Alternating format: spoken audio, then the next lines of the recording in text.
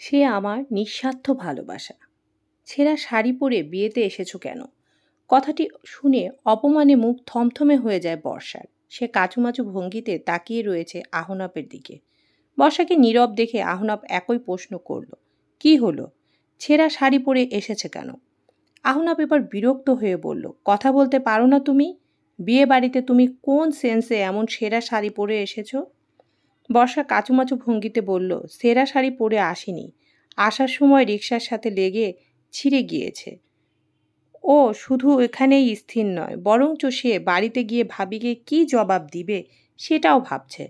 অনেক অনুনয় বিনয় করে সে বাবির থেকে শাড়িটা ধার নিয়েছিল। অসাবধানতায় শাড়িটা ছিঁড়েও গেল। বাড়িতে গেলে যে কয়েকটা পিঠে পড়বে এতে কোনো সন্দেহ নেই।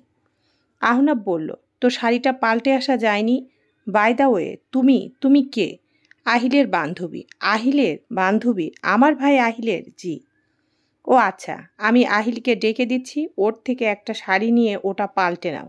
বর্ষা কিছু বলল না, শুধু চুপচাপ মাথা নত করে দাঁড়িয়ে রইল। কিছুক্ষণ বাদে আহিল সেখানে এসে উপস্থিত হয়। ওকে দেখে বোঝাই যাচ্ছে ভীষণ ব্যস্ত। ব্যস্ততার সাথে বলল, কি রে, কি হয়েছে? কি হবে? ভাইয়া পাঠালো তোর নাকি কি লাগবে? শাড়িটা ছিঁড়ে গেছে। ওমা, ছিঁড়ল কিভাবে?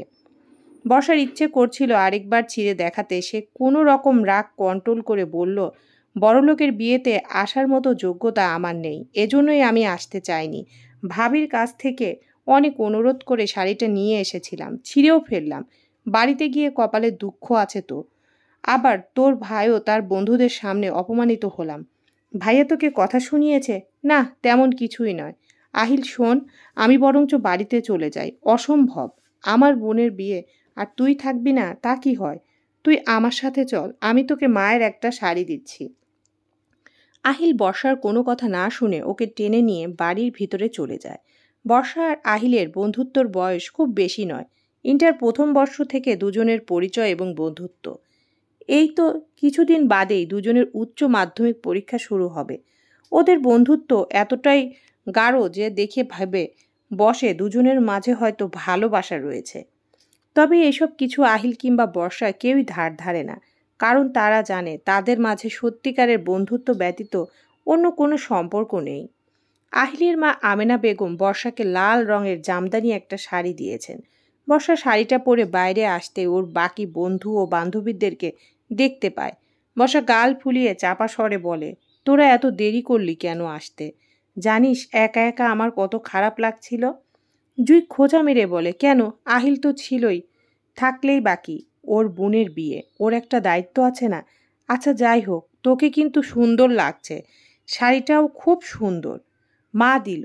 আশিক অবাক হয়ে জিজ্ঞেস করে, শাড়ি কেন দিল? আমার শাড়িটা ছিঁড়ে গেছে, দয়া করে এখন এটা জিজ্ঞেস করিস না যে কিভাবে ছিঁড়েছে। এখন ওদের কথার মাঝে আহিল সেখানে এসে উপস্থিত হয়। তাড়া দিয়ে বলে, আয়, আগে তোরা খেয়ে নিবি। খাওয়ার সময় একবার আহনাপের সাথে চোখাচোখি হয়ে যায় বর্ষার। আহনাবকে দেখলেই ওর কিছু মুহূর্তের আগের কথা মনে পড়ে যায়। তখন লজ্জায় ইচ্ছা করে মাটিতে মিশে যেতে। সে অস্বস্তিতে ঠিকমতো খেতেও পারছে না। বিষয়টা খেয়াল করে আহনাব সেখান থেকে সরে যায়। খেতে খেতে রেশমি বলে, আহিল, তোর ভাইটা দেখতে যা জোস! উফ, চোখে লাগার মতো মারাত্মক সুন্দর। আহিল কিছু বলল না, খেতে খেতে হাসলো শুধু। লামিয়া বলল, আরে, ওর ভাইকে ছবির চেয়েও বাস্তবে আরও বেশি সুন্দর লাগে। আমি তো এখন সিদা থেকে ফিদা হয়ে গিয়েছি। জুই একটু অবাক হয়ে জিজ্ঞেস করল, তুই ছবি কোথায় পেলি? লামিয়া বলল, কেন, আহিলের ফোনে দেখিয়েছিল, তাছাড়া ফেসবুকে তো প্রায়ই দেখি। তোর লিস্টেও আছে? লামিয়া এবার দুঃখী দুঃখী কণ্ঠে বলল, না রে, রিকোয়েস্ট পাঠিয়েছিলাম অনেক আগে, কিন্তু একসেপ্ট করেনি। আহিল এবার বলে, ভাইয়ার ফ্রেন্ড লিস্টে আননোন কাউকে রাখে না। বারে, আমি কি আননোন হলাম কিভাবে? আমি তো তোর বান্ধবী। তাছাড়া বিদেশিনীদের তো ঠিকই রাখে লিস্টে, আমি কমেন্টে দেখেছি। আহিল এবার হেসে বলল, তুই আমার বান্ধবী, কিন্তু ভাই আর তো তোর আর না। আর বিদেশি না ভাইয়ের ক্লাসমেট, তো ওরা পরিচিত তাই লিস্টে আছে। হোম ঢং! আহারে বেচারি, কত শত শত যুবককে ঝুলিয়ে রাখে, এখন নিজেই ধুলে থাকতে হচ্ছে। তাতে তোর কি হয়েছে? তুই চুপ কর। জুই বলল, এই দেখ দেখ, ওদিকে তাকা, ইস কি সুন্দর করে হাসে! আল্লাহ, হাসলে চোখ দুটো কেমন ছোট ছোট হয়ে যায়। মরে যাব এবার আমি। খবরদার, নজর দিবি না বলে দিলাম। খাওয়ার পুরোটা শেষটাতেই বর্ষা, দিদার আর আশিক চুপ ছিল। এবার আশিক বিরক্ত হয়ে বলল, কি শুরু করেছিস তোরা? এত মেয়ে হয়ে ছেলেদের প্রতি এত ছোকছোকানি কেন তোদের? হ্যাঁ, এগুলো আবার কি শব্দ ব্যবহার করিস? দেখছিস না এগুলোই কি শুরু করেছিস? তুইও কর, তোকে কেউ পাত্তা দেয় না বলে তোর খুব জ্বলে, তাই না? ফালতু কথা একদম বলবি না। বর্ষা ওদের থামিয়ে নিচু স্বরে বলে, কি শুরু করেছিস? বিয়ে বাড়ি এটা, থাম প্লিজ। সবাই থেমে যায়। এবার বর্ষার খাওয়া শেষ কর, তাই সে বেসিনে হাত ধুতে চলে যায়। হাত ধুতে যাওয়ার সময় আবারও সে ভুলবশত একটা দুর্ঘটনা ঘটিয়ে বসে। সে তো হাত ধুতে যাওয়ার সময় আহনাপের পাঞ্জাবিতে হাত লাগে। ধবধবে সাদা পাঞ্জাবিতে সঙ্গে সঙ্গে হলুদ দাগ যেন চোখ মেলে সাদা পাঞ্জাবির উপর বসে পড়েছে। এমন বিচ্ছিরি ঘটনার জন্য এবার সত্যি সত্যি বর্ষার ইচ্ছে করছে মাটির ভিতরে লুকিয়ে যেতে। এখন আহনাব রাগে কথাই বলতে ভুলে গিয়েছে। চারপাশে তাকিয়ে নিজের রাগকে সামলিয়ে চাপা স্বরে রাগের সাথে বলে, পাগল তুমি, দেখে চলতে পারো না? বর্ষা থতমত খেয়ে বলে, সো সরি। বর্ষার কথা পুরো শোনার আগে আহনাব সেখান থেকে চলে যায়। বর্ষা এক দীর্ঘশ্বাস ছাড়ে আর নিজের প্রতি বিরক্ত নিয়ে সে কিছুক্ষণ আহনাপের যাওয়ার পথের দিকে নিষ্পলকভাবে তাকিয়ে থাকে। বিয়েবাড়ির অনুষ্ঠান শেষ হতে হতে রাত অনেক গভীর হয়ে গেছে। বর্ষার বন্ধুদের বাড়ি একদিকে আর উল্টো পথে হচ্ছে বর্ষার বাড়ি। কথা ছিল বর্ষাকে বাড়িতে দিয়ে আসবে আহিল, কিন্তু আহিলের অবস্থা তো এখন নাজেহাল। আহনাফ এবং আহিলের একমাত্র বোন হচ্ছে আফরিন, সবার বড় আহনাফ, তারপর আফরিন, সবার ছোট আহিল। আফরিন 1 বছরের বড় আহিলের। পিঠাপিঠি হওয়াতে দুজনের ঝগড়াঝাটি যেমন সবচেয়ে বেশি হতো, তেমন দুজনের সখ্যতাও ভালো এবং ভালোবাসাও ছিল বেশি। তাই আদরের বোনকে বিদায় দিয়ে কাঁদতে কাঁদতে শেষ। হাত পা ছড়িয়ে এখনও কেঁদেই চলেছে। ওকে জড়িয়ে ধরে ওর বাবা মাও কাঁদছে। এমতো অবস্থায় বর্ষাকে বাড়িতে পৌঁছে দেওয়ার তো অসম্ভব ব্যাপার স্যাপার। অসহায়ভাবে বর্ষাকে একপাশে দাঁড়িয়ে থাকতে দেখে আশিক বলল, চল আমি তোকে পৌঁছে দিয়ে আসি। না রে, তুই কেন শুধু শুধু উল্টো পথে যাবি? রাত অনেক হয়েছে, আসার সময় গাড়িও পাবি না। তাহলে তুই একা একা যাবি কিভাবে? আহিল তো যেতে পারবে না। ওপাশ থেকে ওদের কথোপকথন আহনাব শুনছিল, তাই ওদের কথার মাঝে ফোড়ন কেটে বলল, সমস্যা নেই, আমি পৌঁছে দিচ্ছি। তোমরা কি একা যেতে পারবে? জুই বলে, জি ভাইয়া, আমাদের বাসা কাছেই আর আমরা সবাই এক এলাকাতেই থাকি। আপনি একটু বর্ষাকে পৌঁছে দিন। ঠিক আছে, চিন্তা করো না, তোমরা সাবধানে যেও। আহনাপের সঙ্গে যেতে হবে ভেবে ভয়ে কাঠ হয়ে রয়েছে বর্ষা। আল্লাহ মালুম আবার কোন ভুলভাল কাজ না করে বসে। আর চোখে একটু তাকিয়ে দেখে আহনাব সাদা পাঞ্জাবি পাল্টিয়ে কালো পাঞ্জাবি পরেছে। অবশ্য এখন আরও বেশি সুন্দর লাগছে। সে তার দিকে তাকিয়ে বাকি বান্ধবীদের মতো করছে বলে মনে মনে নিজেকে একচোট ধিক্কার জানালো। নিজেকে ধাতস্থ করে নিয়ে সবাই চলে যাওয়ার পর বর্ষা বলল, আমি শাড়িটা পাল্টে আসছি। কেন, এই শাড়িতে কি সমস্যা? গুরুগম্ভীর কণ্ঠে জানতে চাইল আহনাব। এটা তো আমার নয়, আপনার মায়ের। ফেরত দিতে হবে না, তুমি রেখে দাও। আর হ্যাঁ, তোমার শাড়িটা নিয়ে নাও। আমার নয়, ভাবির শাড়ি, যাই হোক। বর্ষা শাড়ি নিয়ে এসে দেখে আহিল এখনও কাঁদছে। ও ওর থেকে বিদায় নেওয়ার কিছুই নেই আপাতত, তাই ও আহনাপের সাথে গিয়ে গাড়িতে বসে। পুরো রাস্তা শুধু বাড়ির ঠিকানা জানতে চাওয়া ছাড়া আর কোনো কথাই বলেনি আহনাব। বর্ষা নিজেও চুপচাপ ছিল। বাড়ির সামনে গিয়ে গাড়ি থামে। বর্ষা তড়িঘড়ি করে নেমে যায়। একই তো ভাবির শাড়ি ছিঁড়েছে, তার মধ্যে এত রাত করে বাড়ি ফিরছে। ভয়ে তার অবস্থা খারাপ। আতঙ্কের চোটে ভদ্রতার খাতিরে আহনাবকে বাড়িতে আসা বলা তো দূরের থাক, বাই পর্যন্ত বলেনি। এমন ব্যবহারে আহনাব একটু অবাক হলো। পরক্ষণে আবার নিজেকে সামলে নিল। গাড়ি নিয়ে যাত্রা শুরু করে নিজের বাড়ির দিকে। বাড়ির দরজায় নক করতেই দরজা খুলে দেয় বড় ভাই রুহুল আমিন। বর্ষাকে দেখে রাগে ফেটে পড়ে মারতে উত্ত্যক্ত হলো। তখন ভাবি এসে আটকায়। ভাই মারতে না পারলেও ইচ্ছামতো বকাবকি আর গালিগালাজ করে নিজের ঘরে চলে যায়। বর্ষার গায়ে নতুন শাড়ি দেখে ভাবি অবাক হয়ে জিজ্ঞেস করে, এই শাড়ি কার? আমার শাড়ি কোথায়? বর্ষা ভয় ভয় বলে, ভাবি, তোমার শাড়িটা ছিঁড়ে গেছে। ব্যাস, এবার ভাসবির আসল রূপ বের হয়ে যায়। ঘরে ভাইয়ের ছোট ছেলে পিয়াস ঘুমাচ্ছে বলে বর্ষার চুলের মুঠি ধরে উঠানো নিয়ে আসে ভাবি। তারপর ইচ্ছা মতো গালে পিঠে চড় থাপ্পড় দিতে থাকে। বলে, তুই আমার এত শখের শাড়িটা ছিঁড়ে ফেললি, তোকে তো আমি এখনই খুন করে ফেলবো। বাড়িতে রেখে খাওয়াই পড়াই কি আমার জিনিস নষ্ট করার জন্য? ভাবির মারের সাথে সাথে মুখও চলছে বিচ্ছিরি ভাষায় গালিগাল দিয়ে। নিজের উপর রাগ উপশম করার চেষ্টা করছে। সেই মুহূর্তে বাড়ির মূল ফটকের সামনে এসে দাঁড়ায় আহনাব। তার হাতে বর্ষার পার্স। ভুলবশত গাড়িতেই ফেলে এসেছিল বলে গাড়ি ঘুরিয়ে ফেরত দিতে এসেছে। আর এমন ঘটনা দেখে সে হতবিহ্বল হয়ে তাকিয়ে থাকে। এত বড় মেয়েকে কেউ মারে? এই দৃশ্য দেখার পর এখন আহনাফ নিজের রকচটা স্বভাব, রাগ কোনোটাই নিয়ন্ত্রণ করতে পারে না। কথায় আছে, সব কিছুরই লিমিট থাকা ভালো। অতিরিক্ত কোনো কিছু করা মানে হলো কোনো না কোনো অঘটন ঘটানো। তবে এর মাঝে কিছু জিনিস, কিছু ব্যাপার থাকে যা নিজের নিয়ন্ত্রণে চাইলেও রাখা যায় না। সে স্বভাবে অল্পভাষী, প্রয়োজন ছাড়া কারোর সাথে তেমন কথা বলে না, এমনকি নিজের বাবা মা কিংবা ভাই বোনের সাথেও নয়। কিছু মানুষ হয়তো বাইরের মানুষের সামনে ইন্ট্রোভার্ট থাকে, কিন্তু পরিবারের সামনে ঠিকই একটু ট্রুভার্ট থাকে। তবে আহনাপের ব্যাপারে পুরো বিষয়টাই আলাদা। যাকে বলে সম্পূর্ণই আলাদা। সে বাইরের মানুষের সামনে যেমন, পরিবারের মানুষের সামনেও তেমন। অর্থাৎ বাড়িতে কোনো রূপ নেই, একটাই রূপ। পড়াশোনায় মেধাবী হওয়াতে ছোটবেলা থেকে স্কুল, কলেজ, ভার্সিটি সব জায়গাতে অনেকে তার বন্ধু হতে চেয়েছে, কিন্তু ওই যে তার গুরু গম্ভীর আর ইন্ট্রোভার্ট স্বভাবের, এই জন্য তার তেমন কোনো বন্ধু নেই। যারা আছে তারা আহনাপের অতিরিক্ত রাগ সহ্য করেই আছে। বর্ষাকে এভাবে মারধর করতে দেখে তার রাগ চরম থেকে চরমে পৌঁছে গেছে। রেগে গেলে তার হিতাহিত কোনো জ্ঞান থাকে না। আর জ্ঞানশূন্য হয়ে কে কি যে করতে পারে সেটা সকলের ধারণার বাইরে। সে ক্ষুব্ধ হয়ে এগিয়ে যাওয়ার পূর্বেই বাড়ি থেকে একটা মেয়ে বের হয়ে ওদের দিকে এগিয়ে যায়।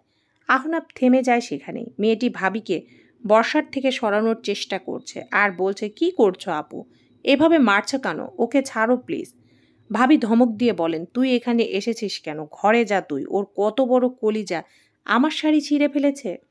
অনেক কষ্টে সে ভাবির হাত থেকে বর্ষাকে ছাড়াতে সক্ষম হয়।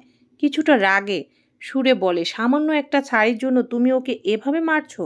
এত দরদ কেন ওর জন্য? তুই আমার বোন নাকি ওর বোন? আমার জীবনটা কয়লা করে দিচ্ছে এই মেয়ে। শেষ কথাটা জলজ্যান্ত দৃষ্টিতে বর্ষার দিকে তাকিয়েই বলল ভাবি। উস্কো চুল নিয়ে মাথা নত করে ফুপিয়ে কাঁদছে বর্ষা। ঘর থেকে তিয়াসের কান্নার আওয়াজ আসায় ভাবি আরও কিছু কথা বর্ষাকে শুনিয়ে দিয়ে ভিতরে চলে যায়।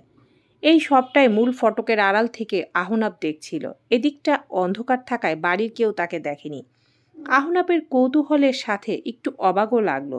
এভাবে মারধর আর গালিগালাজ করছে, তবুও মেয়েটা ব্যতীত আর কেউ এলো না বাহিরে। কেমন পরিবার এটা? ওর ভাবনার আদি অন্ত শেষ হওয়ার পূর্বেই বর্ষা মেয়েটির সাথে ঘরের ভিতরে চলে গেছে। আহনাবের আর পার্সটি ফেরত দেওয়া হলো না। বাড়ির মানুষজন ওকে দেখে যদি আরও বেশি সিনক্রেট করে, তাই সে পার্সটি নিয়ে আবার গিয়ে গাড়িতে বসলো। বর্ষা বিছানার উপর বসে আছে। গ্লাসে করে পানি এনে দেয় কেয়া। বর্ষা চুপচাপ পানিটুকু পান করে নেয়। কেয়া আবার কুসুম আপন বোন। আর দুই বোনের বাবা মা যেমন বেঁচে নেই, তেমনি রুহুল আর বর্ষারও বাবা মা বেঁচে নেই। রুহুল আর কুদ্দুসের প্রেমের বিয়ে ছিল। বাবা গত হয়েছে বর্ষার যখন 6 বছর বয়স তখন। মা দুনিয়ার মায়া ত্যাগ করেছে বছর 2 আগে। অসচ্ছল পরিবারের এখন একসাথে বসবাস করছে রুহুল আমিন, কুসুম, ওদের একমাত্র ছেলে তিয়াস, বর্ষা আর কেয়া। কেয়া কুসুমের বিপরীত চরিত্র। কেয়া সবসময় চেষ্টা করে বর্ষাকে নিজের বোনের অত্যাচার থেকে আগলে রাখতে। কেয়া সবসময় চেষ্টা করে বর্ষাকে নিজের বোনের অত্যাচার থেকে আগলে রাখতে। গ্লাসটা টেবিলের উপর রেখে কেয়া জিজ্ঞেস করে, ভাত খাবি? বর্ষা দুদিকে মাথা নাড়িয়ে মৃদু স্বরে বলে, খেয়ে এসেছি। তাহলে যা, শাড়ি পাল্টে নে, তারপর এসে শুয়ে পড়। কেয়া তাড়াতাড়ি শুয়ে পড়বে। সকালে তাকে 7টায় শোরুমে যেতে হবে। বর্তমানে সে অনার্স সেকেন্ড ইয়ারে পড়ে। পড়ার পাশাপাশি একটা শোরুমে সেলস গার্লের কাজ করে। এতে মোটামুটিভাবে তার পড়াশোনার খরচ চালিয়ে যা পয়সা বাঁচে সেগুলো বড় বোন কুসুমকে দিয়ে দেয়। লাইট নিভিয়ে বর্ষাও গিয়ে কেয়ার পাশে শুয়ে পড়ে। মা মারা যাওয়ার পরই এই বাড়িতে বর্ষার শুধু দুজনই আপন মানুষ রয়েছে, কেয়া আর পিয়াস। ভাই তো আপন হয়েও পর। মা মারা যাওয়ার পর থেকে ভাইয়া বদলে গেছে। ভাবির কথা মতো চলে, ভুল ঠিক বিচার করে না, ভাবির মুখে যা শোনে তাই বিশ্বাস করে। পরিশেষে হয়তো মার খেতে হয়, নয়তো যা তা কথা শুনতে হয়। মাঝে মাঝে তো বর্ষার ইচ্ছা করে মরে যেতে, কিন্তু তার অত সাহস নেই। রক্ত দেখলে যার অজ্ঞান হওয়ার উপক্রম, তার পক্ষে সুইসাইড করা এত সহজ নয়। দীর্ঘ নিঃশ্বাস নিয়ে কেয়ার উপর এক হাত রেখে বলে, ঘুমিয়েছ? হুঁ, কিছু বলবি? তোমার নাম কেয়া না হয়ে কুসুম রাখা উচিত ছিল। কুসুম তো নরম হয়, কিন্তু ভাবি অনেক শক্ত প্রকৃতির মানুষ। কেয়া হেসে ফেলে, চোখ বন্ধ করে বলে, ঠিক আছে, ঠিক বলেছিস। আমার একটা চাকরির ব্যবস্থা করে দিবে? তুমি শোরুমে কথা বলেছিলে, লোক নিবে না তারা? আগে তোর পরীক্ষা শেষ হোক। পরীক্ষা তো চলেই এলো, তারপর দেখা যাবে। দেখা যাবে না, আমার চাকরি লাগবে। বাড়িতে যদি আমিও কিছু টাকা দিতে পারি, তাহলে হয়তো ভাবি একটু হলেও আদর করবে। ভীষণ অসহায় বোধ হয় বর্ষার জন্য। একটু আদর ভালোবাসার কাঙাল মেয়েটা প্রতিনিয়ত কত অত্যাচারী না সহ্য করে। তার মুখে বেদনার ছাপ ছড়িয়ে পড়ে। অন্ধকার থাকায় বর্ষার দৃষ্টিতে সেটা পড়ল না। সে বর্ষার মাথায় হাত বুলাতে বুলাতে বলল, আর কথা না বলে ঘুমা, সকালে কলেজ আছে না? হুঁ আপু, আছে। চুলে হাত বুলিও না, ভাবি চুল টেনে মেরেছে তো, খুব ব্যথা লাগছে। কেয়ার চোখে আবার পানি চলে আসে।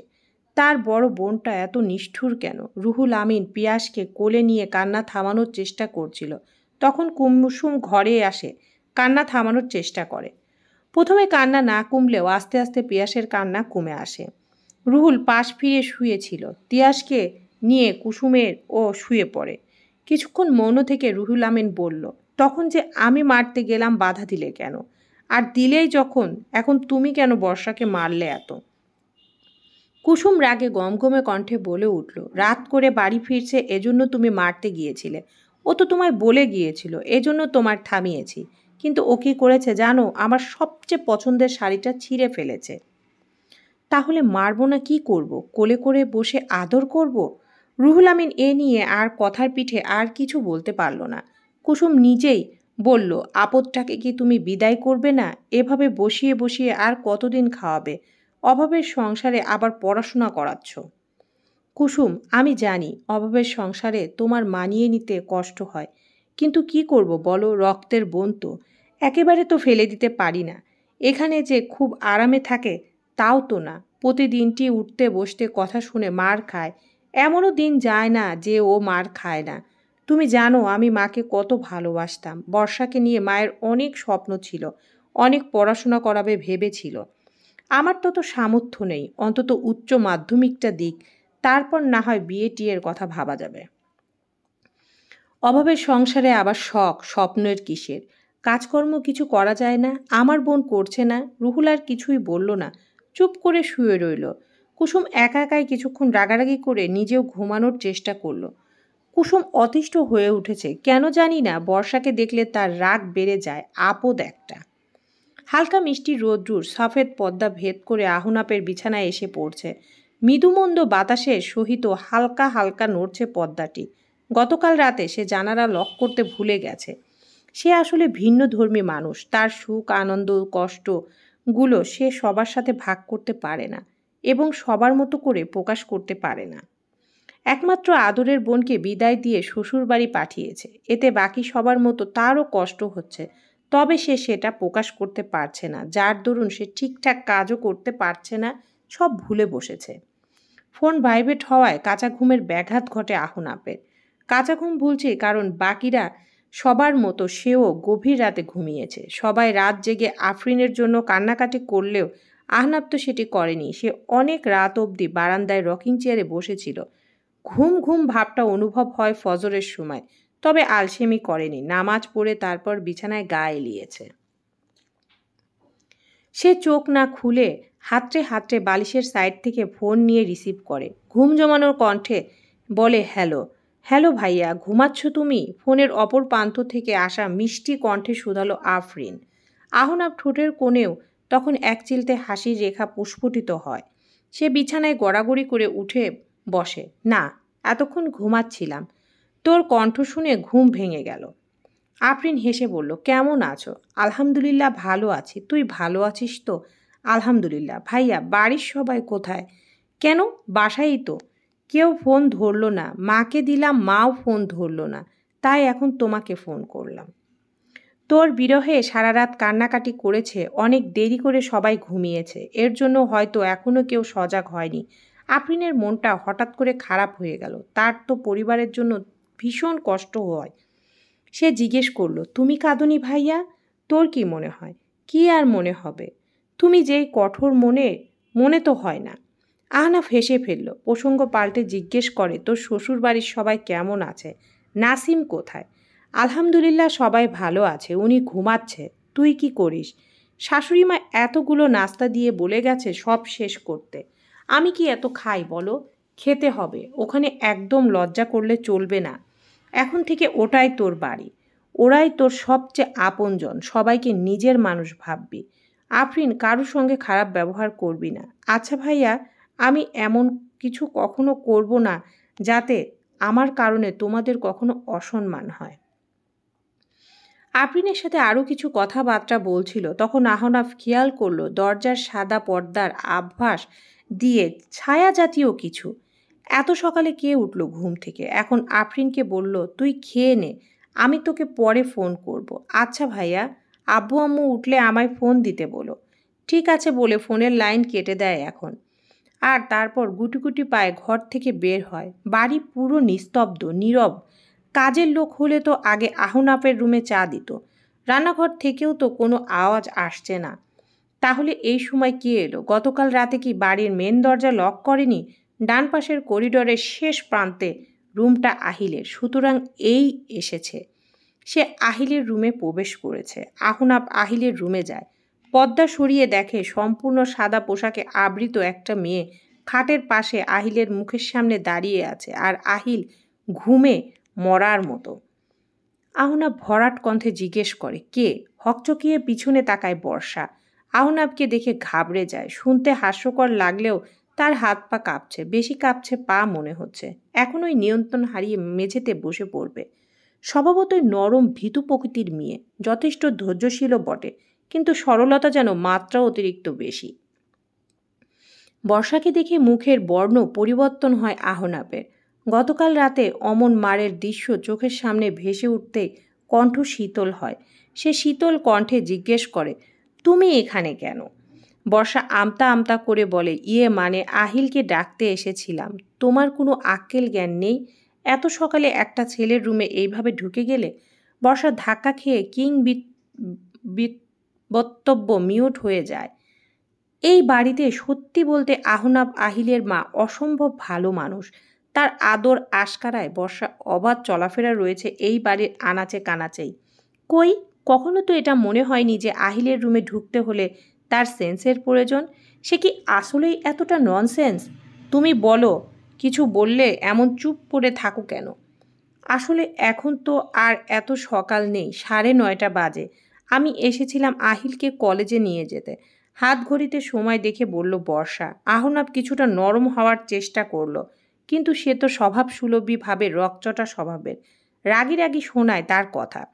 সে বর্ষার পা থেকে মাথা পর্যন্ত দেখে জিজ্ঞেস করল, তোমার পরনে কি কলেজের ইউনিফর্ম? হ্যাঁ। সম্পূর্ণ সাদা। এক মুহূর্তের জন্য ভেবেছিলাম ভূত। বর্ষা আহত দৃষ্টিতে আহনাফের দিকে তাকায়। বাংলাদেশের বেশিরভাগ কলেজে, সম্ভবত কলেজের স্টুডেন্টের ইউনিফর্ম সাদা দেওয়া হয়। এই জন্য যদি দেখতে ভূতের মতো লাগে, সেক্ষেত্রে কি করতে পারে সে? বর্ষাকে বিমর্ষ দেখে গোপনে দীর্ঘশ্বাস ত্যাগ করে আহনাফ। মেয়েটা তো পার্সের কথা ভুলেই গেছে। এতক্ষণে তো একবারও জিজ্ঞেস করলো না সে এই প্রসঙ্গে। আহনাফ কিছু বলতে যাবে, তখনই বর্ষা বলল, আহিলকে ডাকি? আহনাফ ভুরু কুচকে জিজ্ঞেস করলো, কেন? কলেজে যাবে না? না, গতকাল অনেক রাতে ঘুমিয়েছে, তুমি চলে যাও। বর্ষার এবার দুঃখে কষ্টে কাঁদতে ইচ্ছা করছে। প্রতিদিন তাকে কলেজে যাওয়া এবং আসার জন্য 20 টাকা করে দেওয়া হয়। তার বাড়ি থেকে কলেজ বেশি দূরে নয়, যেতে 10 টাকা রিক্সা ভাড়া আর আসতে 10 টাকা, কিন্তু সে তো সেই টাকা খরচ করে ফেলেছে, প্রতিদিনই করে, কারণ আহিলের কথা মতো প্রতিদিনই 20 টাকা রিক্সা ভাড়া দিয়ে আগে সে আহিলের বাসায় আসে। আহিল বাইকে করে বাইরে অপেক্ষা করে। বর্ষা আসলে একসঙ্গে কলেজে যায়। এই বাড়ি থেকে কলেজ একটু দূরে। ওদিকে প্রথম ক্লাস মিস হয়ে গেলে স্যার বাড়িতে ফোন করবে। বাড়িতে ফোন করলেই ভাইয়া মেরেই ফেলবে। বর্ষার এখন মুমূর্ষু অবস্থা।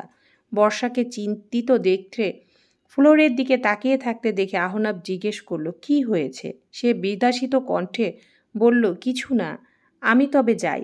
আচ্ছা। বর্ষা যাওয়ার জন্য পা বাড়াতে আহনাব পিছু ডেকে বলল, শোনো, জি, একটু আমার ঘরে আসো। তো বর্ষা তো ভয় পেয়ে জিজ্ঞেস করলো, কেন? ভয় পাওয়ার মতো অহনাব কি কিছু বলেছে কি না বুঝতে পারল না, তবুও শান্ত কণ্ঠে বলল, তোমার পার্সটা নিয়ে যাও। ও, বর্ষা তো পার্সের কথা বেমালুম ভুলেই বসেছিল। অকাজীয় জিনিসের কথা মনে রাখেই বা কী লাভ? শুধু শো অফ ছিল, এতে টাকা পয়সা কিছুই ছিল না। ও সরি, ফোন তো তার মোবাইল কোনো কালেই ছিল না। খুব বেশি জরুরি হলে সে ভাবি কিংবা কেয়ার ফোন দিয়েই মিসড কল দেয়। আহনাবকে ফলো করতে করতে তার ঘরের সামনে গিয়ে দাঁড়ায় বর্ষা। এবার আর আহনাব ওকে ঘরে ঢুকতে বলল না, টেবিলের উপর থেকে পার্সটা এনে হাতে দিল। কয়েকবার গতকালকের ঘটনা জিজ্ঞেস করতে গিয়েও থমকে গেল। অযথা মেয়েটিকে অস্বস্তিতে ফেলে কাজ নেই। বর্ষার হাত ঘড়িতে সময় দেখে 9:45 বাজে। মাত্র 15 মিনিট কলেজে হেঁটে যাওয়া সম্ভব? অসম্ভব। সে বাড়ি থেকে বের হয়ে দ্বিধাদ্বন্দ্বিত মন নিয়ে রাস্তার মাঝে পায়চারি করতে শুরু করে। দাঁত দিয়ে নখ কাটতে কাটতে ভাবে কলেজে যাবে নাকি বাড়িতে ফিরে যাবে। মার তো আজ কপালে এমনিতেও আছে, অমনিতেও আছে। বারান্দায় দাঁড়িয়ে বর্ষার গতিবিধি লক্ষ্য করছিল আহনাব। মেয়েটা কি শুধুই বোকা নাকি একটু পাগল স্বভাবের? সমস্যাটা কি? নিজেই বের হলো বাড়ি থেকে। বর্ষা তখনও মন স্থির করতে পারেনি যে কি করবে। ততক্ষণে আরও 5 মিনিট অতিবাহিত হয়ে গেছে। রাস্তায় এমন চরকির মতো ঘুরছ কেন? আচমকায় সেই ভরাট গম্ভীর কণ্ঠস্বর থেকে কথাগুলো ভেসে আসায় পিলে চমকে যায় বর্ষার। আহনাবকে কেন যেন অসম্ভব রকম ভয় পায়। নিজেও বুঝতে পারে না। বর্ষা হাঁটার চেষ্টা করে বলে, না মানে এমনি, আমি যাচ্ছি। বর্ষা উল্টো পথে হাঁটা ধরে। কলেজ তো এই দিকে, তুমি ওই দিকে কোথায় যাচ্ছ? বাড়ি যাচ্ছি, আজ আর কলেজে যাব না, আমার কাছে টাকা নেই। শেষের কথাটা মুসফুসকে বলে ফেলে বর্ষা। এবার আহনাব অবাক না হয়ে পারল না। কলেজে যাওয়ার মতো টাকা নেই? বর্ষার সম্পর্কে না চাইতেও তার অনেক কৌতূহল জমা হতে শুরু করে। সে এর পূর্বে এমন অদ্ভুত কোনো মেয়ে দেখেনি। আপাতত বিষয়টিকে সাইডে রেখে বলল, তুমি দাঁড়াও, আমি তোমাকে পৌঁছে দিচ্ছি। যাক বাবা, আজ তবে ভাই ভাবির মারের হাত থেকে নিস্তার পাওয়া যাবে। একটুর জন্য আল্লাহ তাকে বাঁচিয়ে দিয়েছে। সে চোখ বন্ধ করে মনে মনে বলে, আল্লাহ, তুমি আসলেই অনেক দয়ালু, অনেক ভালো। তোমার জন্য তোমার জানাই দরবারে লক্ষ কোটি শুকরিয়া জানাই। তুমি আমায় বাঁচিয়ে বাড়িতে ফিরেই আমি 2 রাকাত নফল নামাজ পড়ব, প্রমিস।